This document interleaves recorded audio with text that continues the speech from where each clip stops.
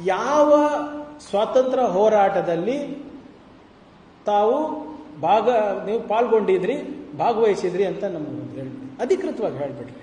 ನಿಮ್ಮ ನಾನ್ ಕೋಆಪರೇಷನ್ ಮೂವ್ಮೆಂಟಲ್ಲಿ ಮಾಡಿದ್ರ, quit India movement ಮಾಡಿದ್ದ, ಸತ್ಯಾಗ್ರಹದಲ್ಲಿ ಮಾಡಿದ್ರ, ನಿಮ್ಮ ಸಿವಿಲ್ ಡಿಸೋಬೀಡಿಯನ್ಸ್ ಮೂವ್ಮೆಂಟ್ ಮಾಡಿದ್ರ, ದುಂಡು ಮೇಜಿನ ಸಭೆಯಲ್ಲಿ ನೀವು ಪಾಲ್ಗೊಂಡಿದ್ರ, ಸೈಮನ್ ಗೋ ಬ್ಯಾಕ್ ಘೋಷಣೆ ಕೂಗಿದ್ರ, ಇವೆಲ್ಲನೂ ಕಾಂಗ್ರೆಸ್ ಹೋರಾಟ ಇರಲಿಲ್ಲ.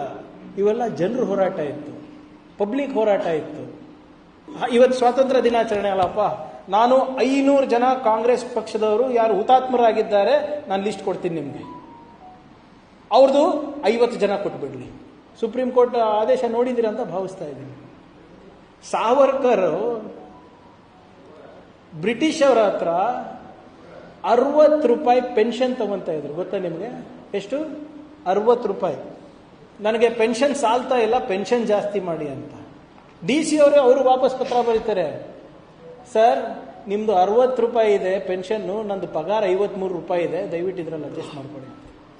ವೀರ್ ಸಾವರ್ಕರ್ಗೆ ವೀರ್ ಬಿರುದು ಯಾರು ಕೊಟ್ಟಿದ್ದಾರೆ ಅಂತ ಸದನದಲ್ಲಿ ಕೇಳಿದ್ರೆ ಒಬ್ಬ ಬಿಜೆಪಿದವನು ಬಾಯ್ಬಿಟ್ಟಿಲ್ಲ. ಯಾಕಂದ್ರೆ ಅವ್ರಿಗೆ ಗೊತ್ತೇ ಇಲ್ಲ.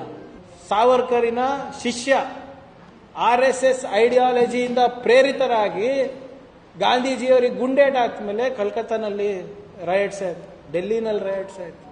ನೀವು ಕೋಮಗಲಭೆಗಳನ್ನ ಸೃಷ್ಟಿ ಮಾಡುವಂತ ಸಂಘಟನೆ ಹೊರತು ಕೋಮಗಲಭೆಗಳಾದಾಗ ಬಂದು ರಕ್ಷಣೆ ಮಾಡುವಂತ ಸಂಸ್ಥೆ ಅಲ್ಲ.